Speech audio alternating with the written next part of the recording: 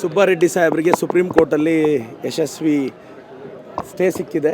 ಇದು ನಮ್ಮ ಸುಬ್ಬಾರೆಡ್ಡಿ ಸಾಹೇಬರ ಪ್ರಾಮಾಣಿಕತೆಗೆ, ಖಂಡಿತವಾಗೂ ಅವರ ಪ್ರಾಮಾಣಿಕತೆಗೆ ನಿಷ್ಠೆಗೆ ಸಿಕ್ಕ ಗೌರವ ಅಂತ ಭಾವಿಸ್ತೀನಿ. ಸುಪ್ರೀಂ ಕೋರ್ಟಲ್ಲಿ ಗೆಲುವು ಸಿಕ್ಕಿದೆ.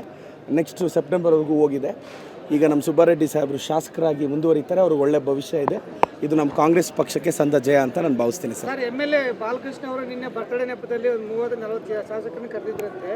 ಬಾಲಕೃಷ್ಣ ಅವರು ಹೇಳಿಕೆ ಕೊಟ್ಟಿದ್ದಾರೆ, ಇದೇ ರೀತಿ ಏನು ಗೊಂದಲಗಳು ಮುಂದುವರೆದ್ರೆ ಕಾಂಗ್ರೆಸ್ನಲ್ಲಿ ಮುಂದಿನ ಅವಧಿಗೆ ನಮ್ಮ ಸರ್ಕಾರನೇ ಬರೋಲ್ಲ, ಹಾಗಾಗಿ ಹೈಕಮಾಂಡ್ ನಾಯಕತ್ವ ಬದಲಾವಣೆ ಸಂಬಂಧಪಟ್ಟ ಹಾಗೆ ನಿರ್ಧಾರ ಕೈಗೊಳ್ಳಬೇಕಂತ ಹೇಳಿದ್ದಾರೆ. ನಾನು ಪಕ್ಷದ ಸಾಮಾನ್ಯ ಶಾಸಕ. ಮುಖ್ಯಮಂತ್ರಿಗಳು, ಉಪಮುಖ್ಯಮಂತ್ರಿಗಳು, ಹೈಕಮಾಂಡ್ ಅದರ ಬಗ್ಗೆ ತೀರ್ಮಾನ ತಗೊತಾರೆ. ಬಾಲಕೃಷ್ಣ ಸಾಹೇಬರು ಹಿರಿಯ ಶಾಸಕರಿದ್ದಾರೆ. ಸೊ ಆ ಘಟನೆ ಬಗ್ಗೆ ಕಾಮೆಂಟ್ ಮಾಡೋಷ್ಟು ಅರ್ಹತೆ ಯೋಗ್ಯತೆ ನನಗಿಲ್ಲ. ನಾನೊಬ್ಬ ಸಾಮಾನ್ಯ ಶಾಸಕ.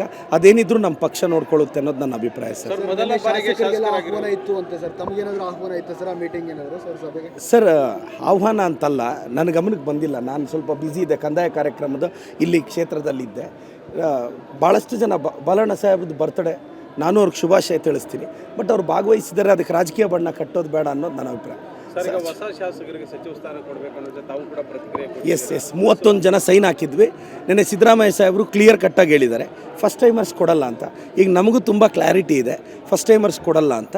ನಾವೊಂದು ಪ್ರಯತ್ನ ಪಟ್ವಿ, ಅದರಿಂದ ನಿರಾಸೆ ಏನಿಲ್ಲ. ಮುಂದಿನ ಸಲನೂ 10 ಸಲ ಸಿಗುತ್ತೆ. ಹಿರಿಯರಿದ್ದಾರೆ ಸರ್, ಈಗ second time, third time, fourth time ಗೆದ್ದಿರೋರು ಇದ್ದಾರೆ. ಅವ್ರಿಗೆ ಸಿಗಬೇಕು, ಯಾಕೆಂದರೆ ಅವರು 15-20 ವರ್ಷದಿಂದ ದುಡಿದಿದ್ದಾರೆ ಅಂತ.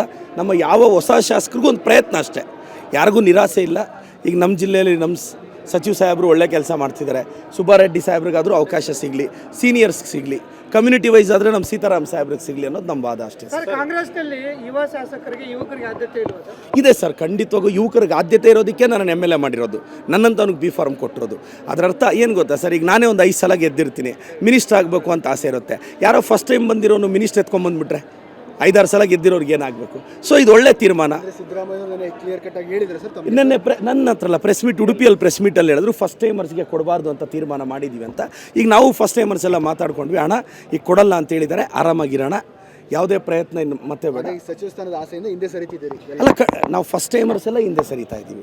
ಈಗ ನಮ್ಮ ಮುಖ್ಯಮಂತ್ರಿಗಳು ಖಡಕ್ಕಾಗಿ ಹೇಳಿದಾಗ ಈಗ ಮತ್ತೆ ನಾವು ಮಿನಿಸ್ಟರ್ ಆಗ್ತೀವಿ ಅನ್ನೋದ್ರಲ್ಲಿ ಅರ್ಥ ಇಲ್ಲ. ಸಿಎಂ ಆಗಬೇಕಂತೇಳಿ ಕೆಲವು ಶಾಸಕರು ಡೈಲಿಗೆ ಹೋಗ್ತಾರೆ ಅನ್ನೋದು ಮಾಹಿತಿ ನನಗೇನು ಗೊತ್ತಿಲ್ಲ ಸರ್. ನಾನು DCM ಸಾಹೇಬ್ರ ಹೋಗಿ ಏನೂ ಮಾತಾಡಲಾರೆ. ಇಬ್ಬರು ನನ್ನ ಲೀಡರ್ಸು, ಇಬ್ರಿಗೂ ನನ್ನ ಮೇಲೆ ಅಪಾರವಾದ ಗೌರವ ಇದೆ, ನನಗೆ ಅವ್ರ ಮೇಲೆ ಗೌರವ ಇದೆ. ಪಾರ್ಟಿ ವಿಚಾರ ಯಾವುದೇ ಕಾರಣಕ್ಕೆ ನಾನು ಮಾತಾಡಲ್ಲ ಸರ್. ಇದು ಎಲ್ಲೋ ಒಂದು ಕಡೆ ಈ ಗೊಂದಲ ಯಾವಾಗ ಸರಿ ಹೋಗ್ಬೋದು ಸರ್ ತಮಗಿರೋ ಮಾಹಿತಿ? ಅದೇನಾಗುತ್ತೋ ಗೊತ್ತಿಲ್ಲ ಸರ್ ನನಗೆ. ಪಾರ್ಟಿ ನಮ್ಮ CM ಸಾಹೇಬರು, DCM ಸಾಹೇಬರು ನೋಡಬೇಕು. CM DCM ಸಾಹೇಬರು ಎಲ್ರಿಗೂ ಹೇಳಿದ್ದಾರೆ ಬಾಯಿ ಮುಚ್ಕೊಂಡಿರಿ ಅಂತ. ಸೊ ಆ ಸಾಲಿನಲ್ಲಿ ನಾನು ಬಾಯಿ ಮುಚ್ಕೊಂಡಿರ್ತೀನಿ ಸರ್. ಚಿಕ್ಕಬಳ್ಳಾಪುರ ಸೇರಿದಂತೆ ಜಿಲ್ಲೆಯಾದ್ಯಂತ ಒಂದು ಕಡೆ ತರಕಾರಿಗಳಲ್ಲಿ ವಿಷದ ಅಂಶಗಳು ಕಂಡು ಬಂದಿದೆ. ಈಗ ಮತ್ತೊಂದು ಕಡೆ ಕುಡಿಯೋ ನೀರಿನಲ್ಲೂ ಸಹ ಫ್ಲೋರೈಡ್ ಅಂಶಗಳು ಕಂಡು ಬಂದಿದೆ. ನಾವು ಶಾಸಕರಾಗಿ ಏನು ಕ್ರಮ ಕೈಗೊಳ್ಳಬೇಕು? ಇಲ್ಲ ಸರ್, ನಾನು ಅದ್ರ ಬಗ್ಗೆ ನನ್ನ ಗಮನಕ್ಕೆ ಬಂದಿದೆ ಸರ್. ಇದ್ರ ಬಗ್ಗೆ ಪ್ರಾಮಾಣಿಕವಾಗಿ ಬಡ್ಜೆಟ್ ಸೆಷನಲ್ಲಿ ನಾನು ಮುಖ್ಯಮಂತ್ರಿಗಳ ಹಾದಿಯಾಗಿ ಎಲ್ಲರೂ ಕನ್ವಿನ್ಸ್ ಮಾಡ್ತೀನಿ. ನಾನು ಹೋದೆ, ಮತ್ತು ನಾನು ನೀರಾವರಿ ಹೋರಾಟಗಾರರಿಗೂ ರಿಕ್ವೆಸ್ಟ್ ಮಾಡ್ತೀನಿ. ನೀವು ನಮ್ಮ ಗಮನಕ್ಕೆ ತಂದಿದ್ದೀರಾ.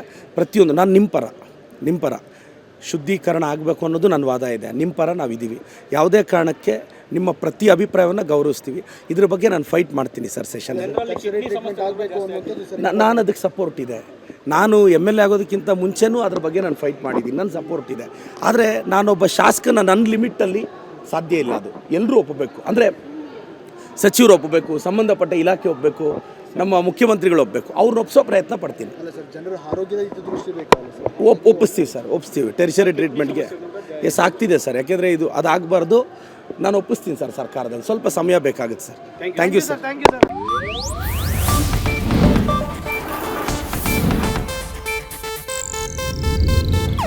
ಇದು ಏಷ್ಯಾನೆಟ್ ನ್ಯೂಸ್ ನೆಟ್ವರ್ಕ್ ಪ್ರಸ್ತುತಿ.